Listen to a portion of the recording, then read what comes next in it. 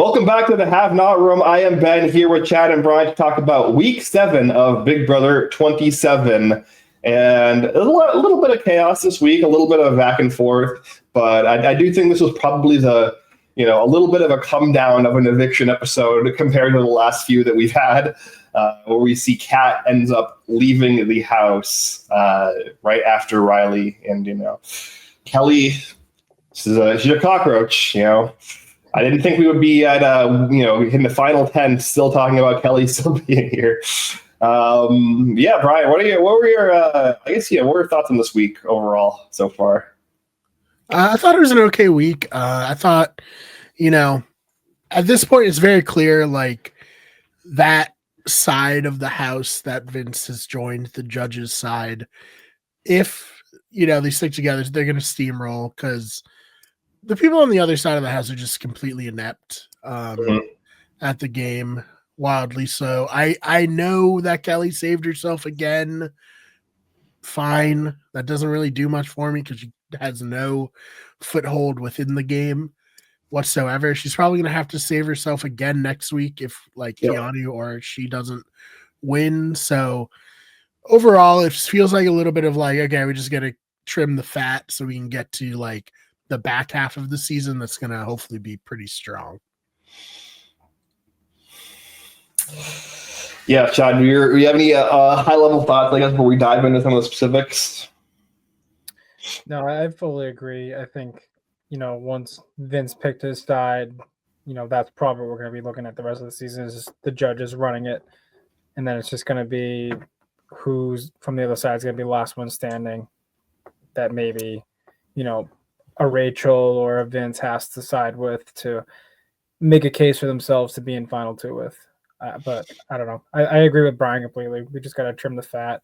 But I think there's a double eviction coming up in the next couple of weeks, maybe. Yeah, I would have expected if it were next week them to plug it. So I don't think it would be next week. It would probably have to be the week after. And I've also seen rumblings of people saying triple eviction.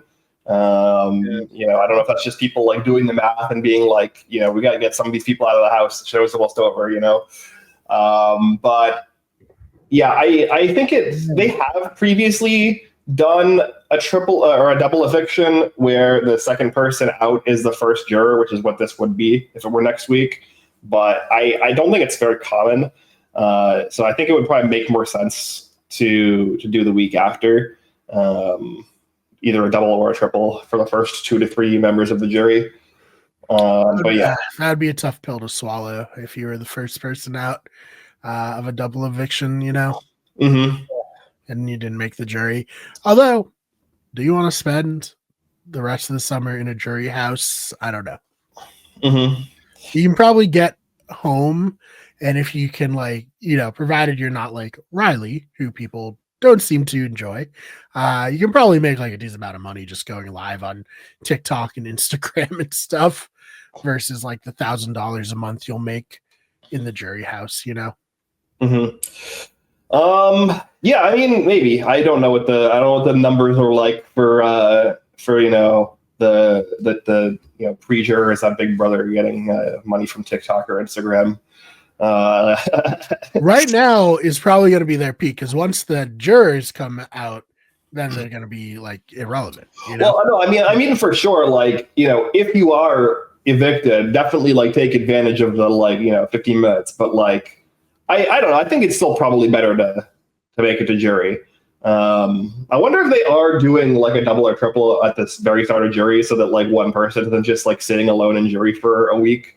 Because I know that that's been one of the things talked about this season is being the first juror is kind of miserable. And it's one of the reasons that why Rachel was so upset with the comments that got back to her originally from Mickey and Morgan and all that was because I believe her and Brendan's anniversary is during that kind of jury area. Early jury period, and then also it's just miserable to be in the jury house for a month. Fair.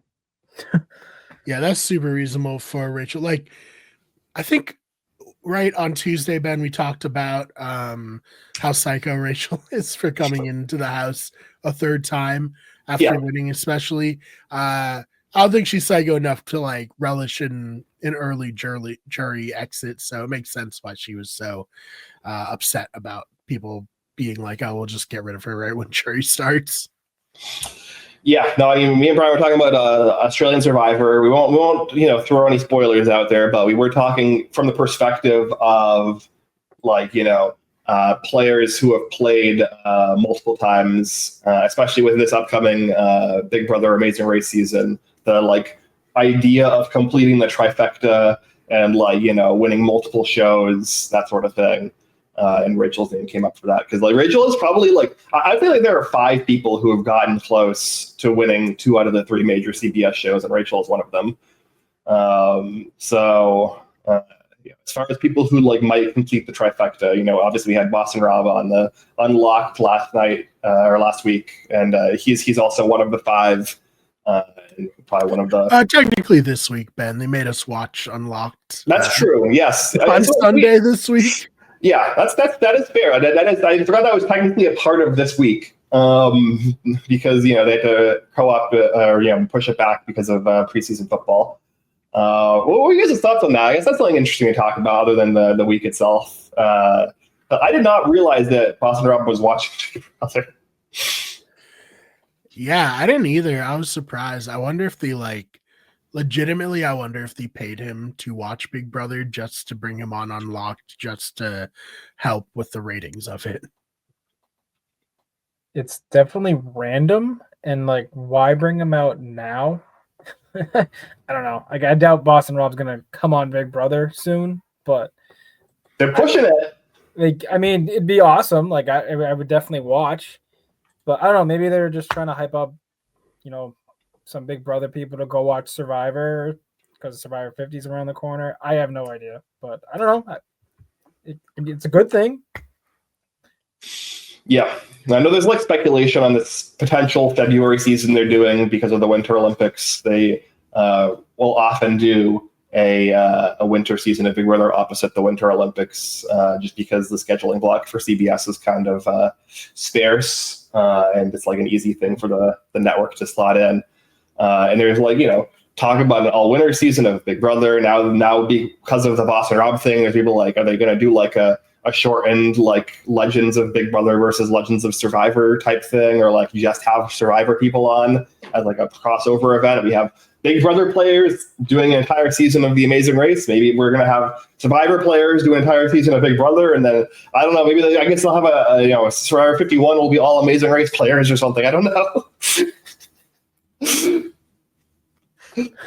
I don't know. Ryan, you muted. But yeah, so that was interesting. I didn't mind the like half hour Unlocked before the episode. Like if they're going to be doing 90-minute episodes anyways, or like 2-hour episodes anyways, especially in a week like this where like there is a lot kind of going on, but as far as like recent, gameplay on the season, other than Vince's decision on the renom, there wasn't a lot of stuff going on. Where I kind of like just rolling it in on a Sunday episode. I think maybe it would make more sense to do, especially if they're going to keep the feeds off for hours after the Friday or after the Thursday episode. Just like, I don't know if they like can't do it live after the eviction, but I think it would make sense to do it on the Thursday night, like hour after the eviction. Just like bring them in and let them kind of, do it live, right? I feel like that might be an interesting way to do it for the future. But yeah, I personally like don't need a 4th night of Big Brother. So yeah. So hopefully you guys can hear me now. But yes. Yeah, sorry about that. I accidentally unplugged my mic setup, and then it was not fun to get it back together. But we're back now, and yeah, I think we hit our limit. We found the limit. 3 weeks or 3 nights a week. That's fine. It feels like I don't even know. Like, I guess it was just kind of like a programming thing where they were like, oh well, Fridays are open. Maybe we can throw 2 Big Brother legends in there and see what happens, but I don't get the impression that it's necessarily been incredibly successful. I don't know about you guys.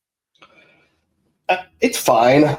Like it's not. I wouldn't say it's actively bad, but like I could take it or leave it.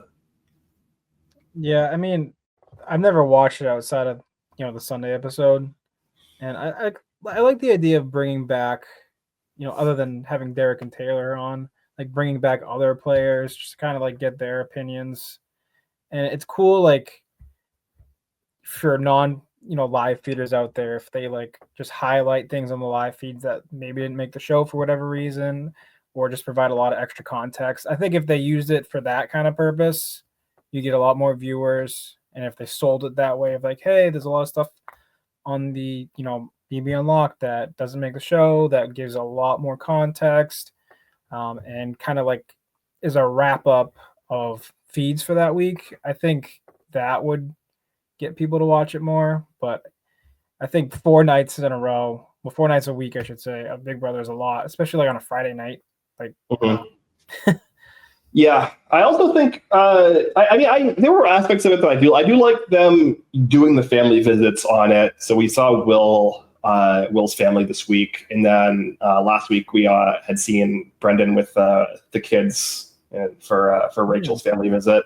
So it was cool to like see those, because like family visits are a thing that they used to do more of, but like in recent seasons they've done less of, just simply because they don't have the time in like the main kind of shows to like squeeze them in usually. And then when they like do plan them or do film them, that's always when something crazy pops off. They're like, oh, the game's really slow right now, let's get a family visit going, and they film one, and then something crazy happens and they have to toss it out. So I think Unlocked is a good place to put that sort of content, and like that's like good stuff to like give more background on these players, especially like the new players. Like seeing Will's family, I think was really cool.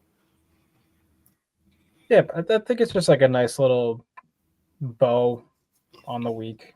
Yeah, if you watch it, great. If you don't, you're not missing out on like the actual show itself. Yeah, I'd say it's a little hampered by the format of television, whereas like our post, not to say like where the same production level, but like shows like ours are better because they're completely free form, and just like we don't have to break for commercials, we don't have to plug anything. It's just you can just talk about it. We don't have to do segments like they do, where I feel like they feel like the pressure of having it be like a really highly produced show. And it's probably hurting what the show could be if it was just Big Brother like podcast setup or like live radio show. It could be a little better, I think. Yeah, I agree. I think that they're kind of like riding the line between it being freeform and it being a segment. I know that they've talked about like they wanted to be structured like a Sports Center or like kind of like any kind of like ESPN panel show, but for Big Brother. And like I think I get that that's kind of what they're going for, but I don't really necessarily think it works for like Big Brother.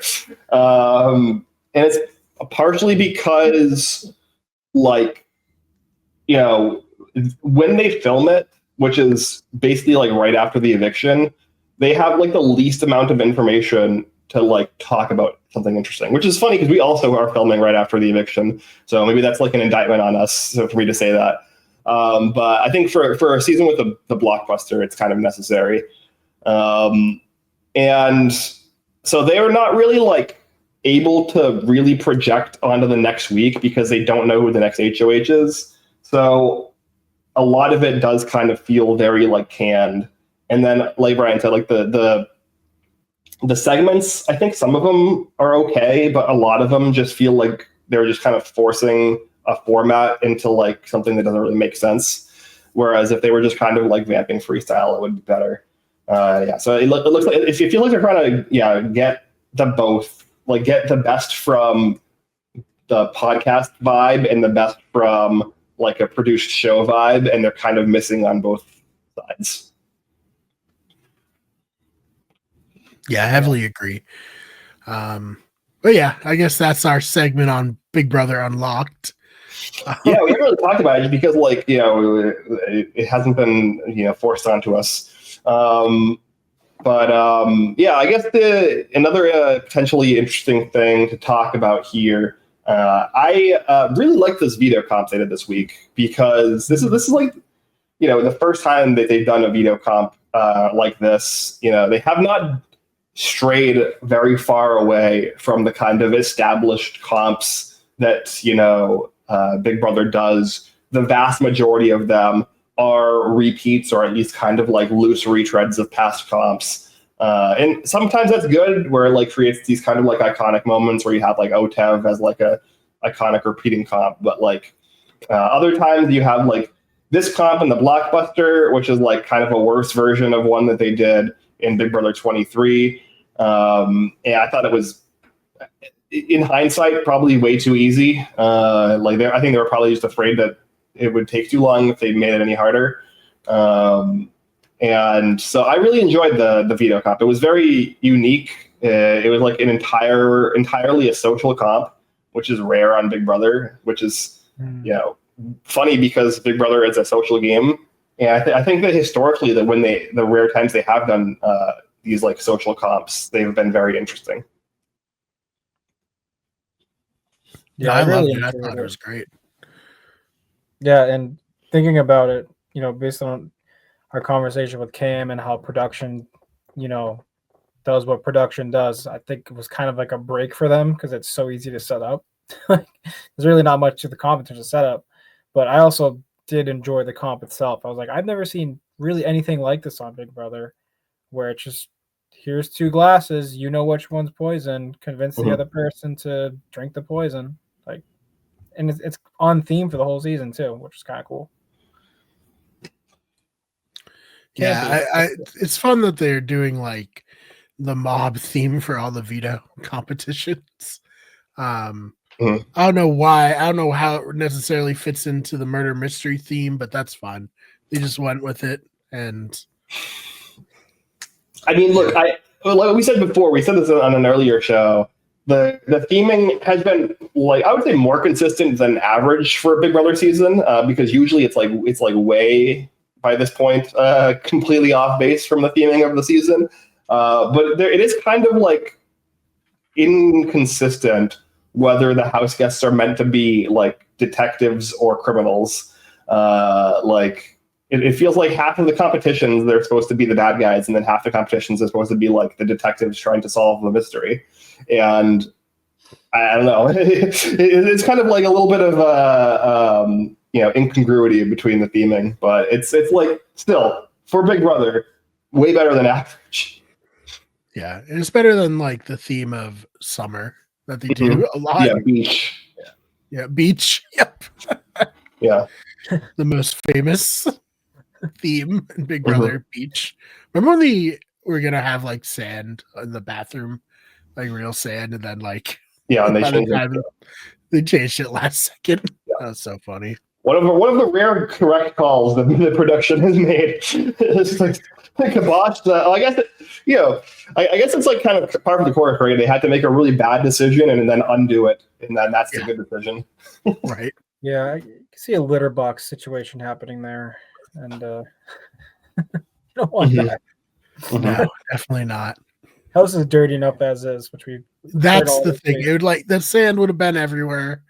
By like the end of the first week, it would have been a complete disaster. Yeah, I don't know why that was even like a consideration for a thing to have done. But yeah, I mean, look, you had like beach, like even in like BB24, like the theme was like festivals. Yeah. Okay. I mean, so as far as like I guess cogent theming goes, this season is probably above average. Yeah, no, agreed. So I guess, do we want to talk like grading Vince's HOH? Yeah, I mean, this for me is kind of a distillation of Vince as a player, right? I think like the perfect screenshot that you can have of Vince playing Big Brother is in this eviction episode when Keanu's confronting him in the boxing gym. him just curled up in fetal position with his head, with his like hoodie on, crying. And like half of it is real, half of it is put on, and like you really cannot, discern the boundaries between him being like, having a legitimate emotional meltdown and like really like playing up him being upset in order to try to emotionally manipulate people, because like it's really hard to tell. Like that's like, again, that's the one thing that Vince is good at, is like emotionally manipulating people using pity as a weapon. Yeah, he's a top tier emotional gaslighter. We've established that, and he might be doing it all the way to the bank. So we'll see. Yeah. I think the big, I feel like the like obvious first level question about Vince's HOH is, should he have put Rachel on the block, or was getting Kat out here correct?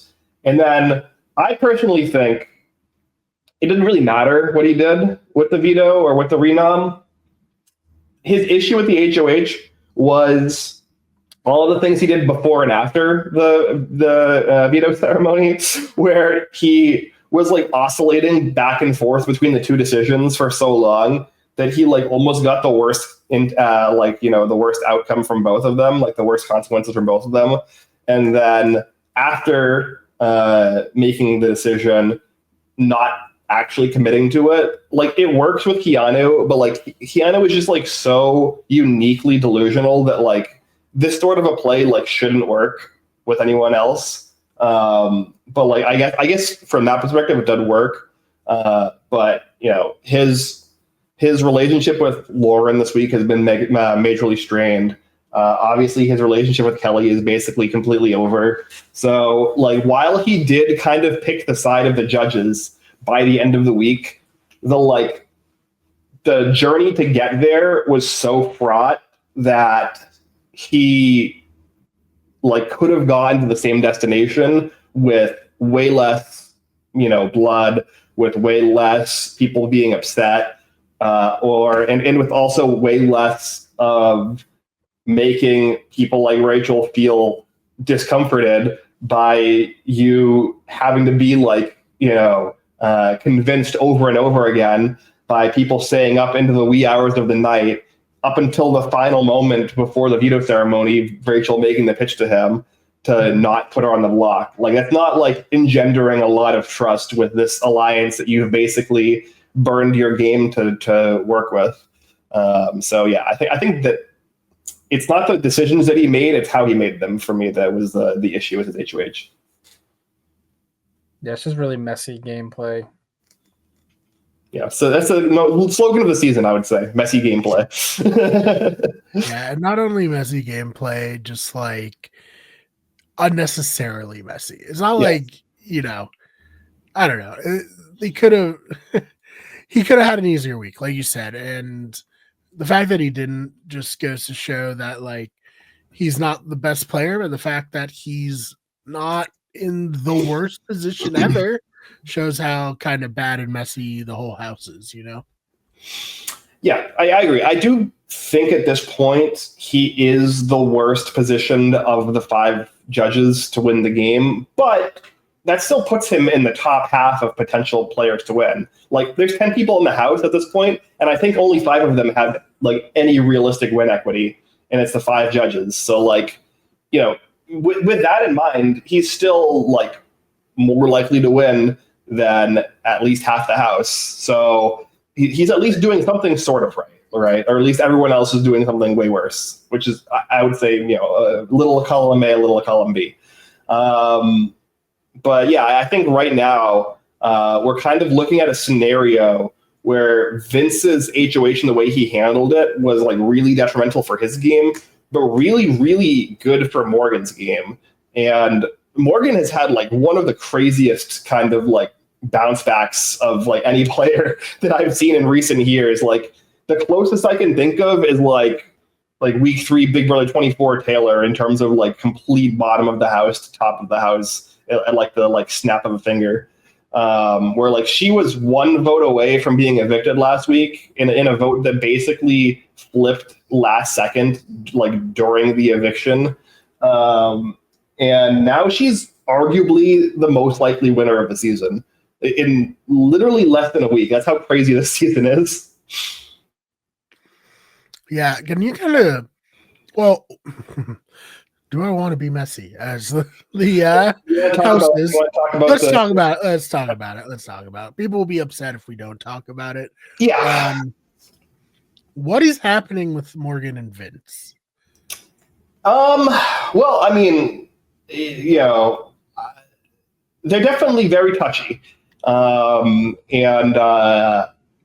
you know, I know that, or I think earlier today, Vince's girlfriend came out and was not very happy on Instagram. And, you know, Vince earlier in the season, when talking to the cameras, insinuated that his girlfriend Kelsey would not have an issue with him basically using flirting as a strategy. He talked about this like back in like week 2 or 3 when he had a camera talk in the backyard, where he basically said that his strategy with Rachel is to play to her ego, and his strategy with Morgan is to flirt with her, and that, you know, his girlfriend would be okay with that. And people like somewhat took that for face value, but like there is a long history of players in relationships coming into the house being like, yeah, my significant other gave me the green light to use flirting as a strategy if it, you know, progressed my game. And it turning out to not necessarily be the case, and it kind of just being an extrapolation of like a larger thing. And yeah, I mean, his girlfriend did come out today and say like, no, I did not give him permission to use flirting as a strategy. And, you know, it feels like the vibe is that, you know, they had a conversation about the boundaries headed into the house, but then also there was like this layer of like, you know, go in there and win the money, do what you got to do. And like that was like warped into some kind of implicit, you know, allowance in Vince's mind, or he's just like, you know, either lying to us or he is lying to himself in order to justify his actions. But yeah, him and Morgan the last like couple of weeks have gotten very close and very flirty, very touchy-feely. A lot of, you know, a lot of rubbing and cuddling and laying in bed together and the sort. So, you know, it's something to keep an eye on. Yeah. I hope the have not room, you know, we have a very firm anti-cheating stance, I think, you know. So we'll see how that plays out in the, you know, when the season finally ends. But yeah, it is interesting because I legitimately don't know where the like gameplay ends and like the actual like emotions begin, because I do think for both of them, like this started as them using this as a strategy to try to manipulate each other, and I think we've kind of passed the line now where that's the case. But we'll see. Yeah, it feels just like a little too frequent and too like actually intimate for it to just be like a casual thing. Like, I mean, we see it all the time in the Big Brother house. People like laying all over each other, but it's like, I don't know. Maybe it's just like you're stuck in a house with these people for months and there's nothing else to do other than talk. But this is like definitely like a level too far, in my opinion, at least. But I don't know. Yeah, we'll have to see. You know, hopefully it doesn't go further than this. It's yeah, the hope. Yeah, you know. I agree. I think the last big one was well, obviously like the Christine Cody one was similar to this, where it was like a lot of cuddling. And then you had Jared just straight up cheating on his girlfriend with his mom also in the house, which was crazy. Yeah, Jared is one of the big ones where he was like, yeah, you know, I got carte blanche for my girlfriend to do whatever. And I was like, no, that actually wasn't the case. And she was actually pretty upset. Yeah. So. Oh man. But yeah, I mean, I guess it's good for Vince from a game perspective in that Morgan's very loyal to him. And when we get down to it with this side of the house, Morgan and Vince will probably be pretty good at the comps. We'll see. I mean, I'm still waiting for more. The Yeah. promise of Morgan's competence is still out there, but will it actually come to fruition? I don't know. But at least Vince has proven that he's good at competitions. Yeah. I mean, for me, like at first, like up until this week, I would agree that their relationship has been more beneficial for Vince. But this week, I've kind of flipped on that. I think that now it's probably considerably better for Morgan because Vince has kind of burnt so many bridges anyways that like he kind of has to lock in with her now regardless. And this HOH week, as we said, was not super great for him, mostly because of his own fault, but like, just in general, just because of his position in the game and how he's chosen to play it. But I mean, this week has been phenomenal for Morgan. Like she's in an insane position, and she arguably was the one who controlled most of Vince's actions within the game this week. So I feel like up until last week, I was, especially when Zach was in the house, very, very hard on Morgan because it felt like she was playing for Vince and Zach as opposed to for herself. And it feels like with her having now separated herself from Mickey and kind of taking a more active role from a gameplay perspective in the duo with her and Vince in terms of like making decisions that benefited herself as opposed to benefiting Vince, I am like very, very bullish on her winning potential here. And I was going in on Morgan like a couple of weeks ago. And like, there's still aspects of her that like I find irritating, but I think like her, especially realizing Mickey, how like toxic Mickey was for her game. And then also like kind of realizing that like she can play a little more selfishly, very impressed. And I do think that like right now she's by far the one to beat. Interesting. Yeah. I mean, it's been an impressive turnaround. The hype train, to use a Twitch term, I guess, it's all, full speed ahead for Morgan right now. We'll see. Obviously, this week, who wins HOH will matter a lot. I mean, Lauren, Keanu, Kelly. Yep. They can win comps. They've all won comps. Yeah, they've all won multiple comps. Yeah, like they're no slouches. So let's play that out, Ben. Mm-hmm. If one of those three wins HOH, who do you think gets shots taken at them? Right. I do think that Keanu in particular, by this point, and the show didn't really resolve the Keanu-Rachel kind of vibe, where they kind of like left it off in this fight that they had in the kitchen with like, go eat your little eggs or whatever Rachel said to him.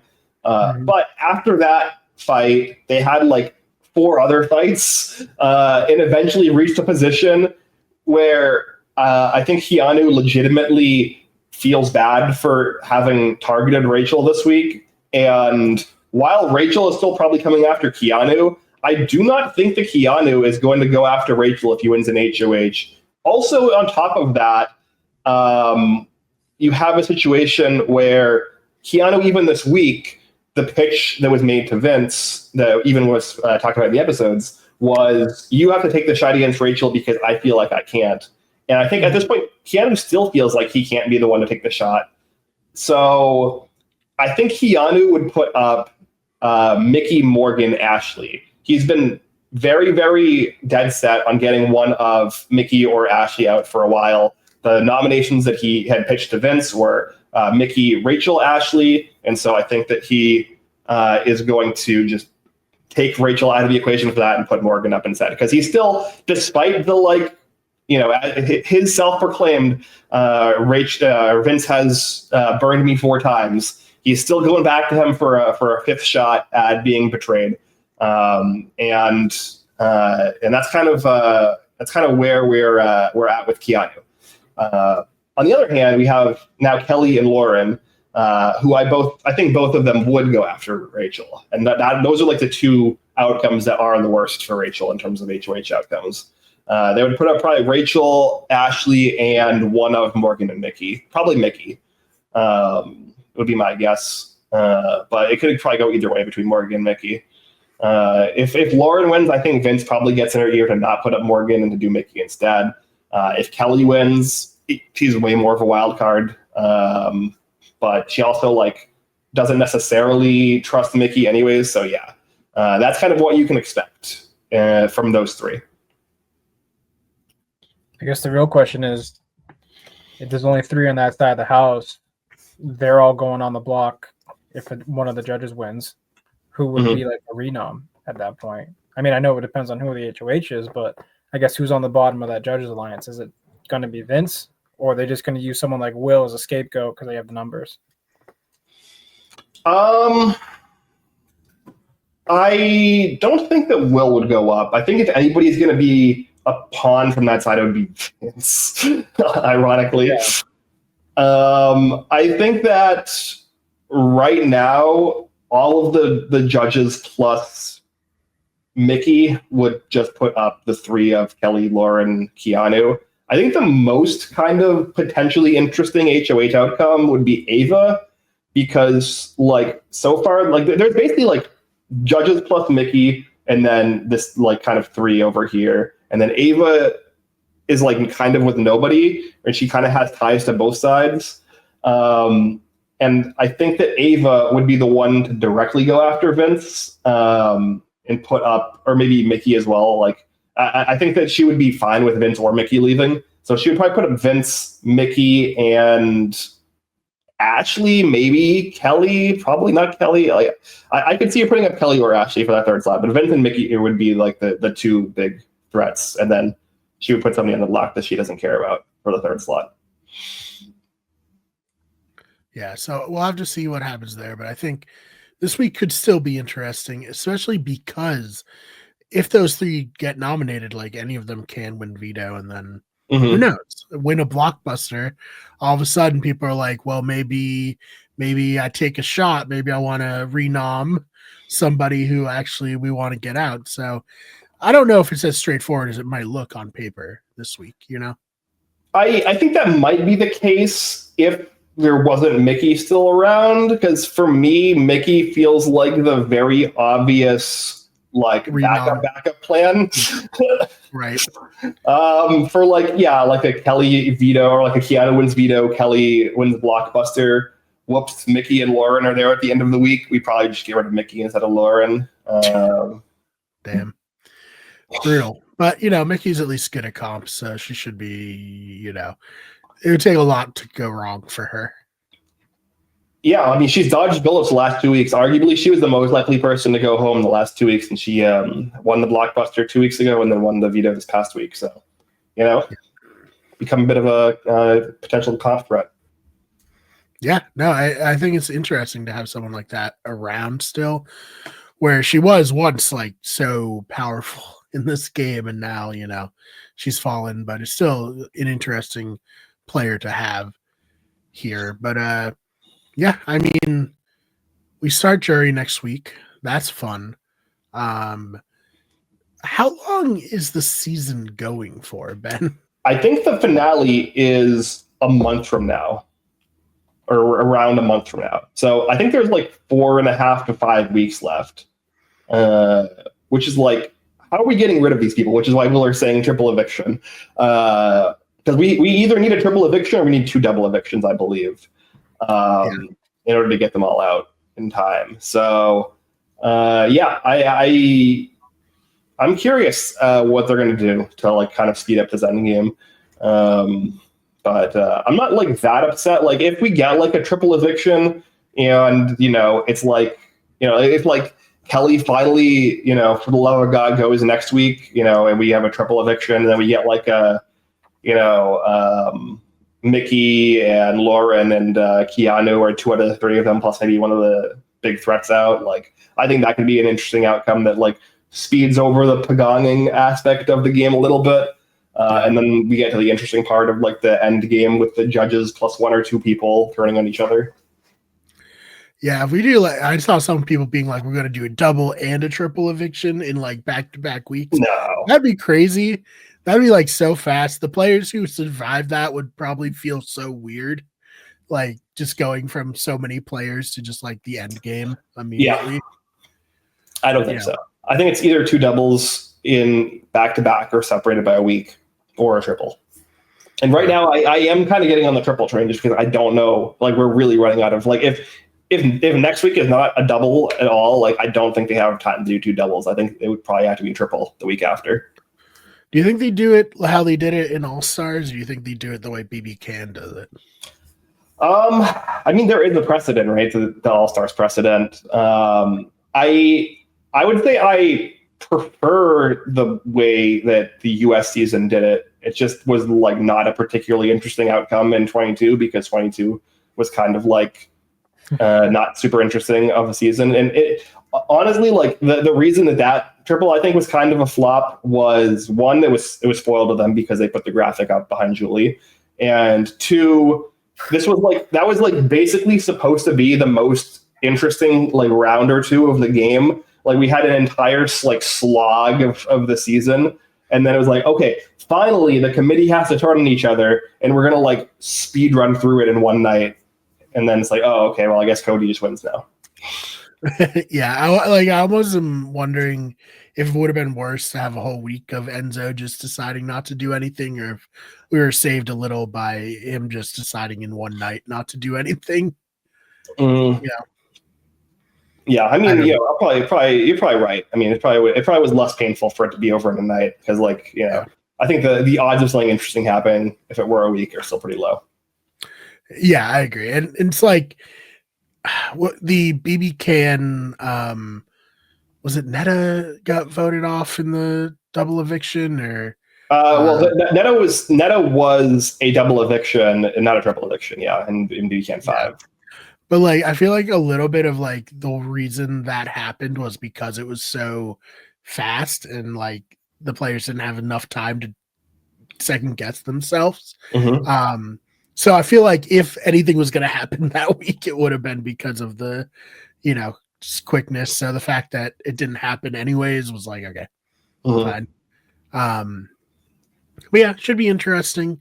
I'm still very much enjoying this season. I think it's, you know, been some of the best Big Brother we've had lately. Yeah, I agree with that. So this week will be a normal week, and then we're thinking next week will probably be a double or maybe the triple for the first 2 or 3 jury spots.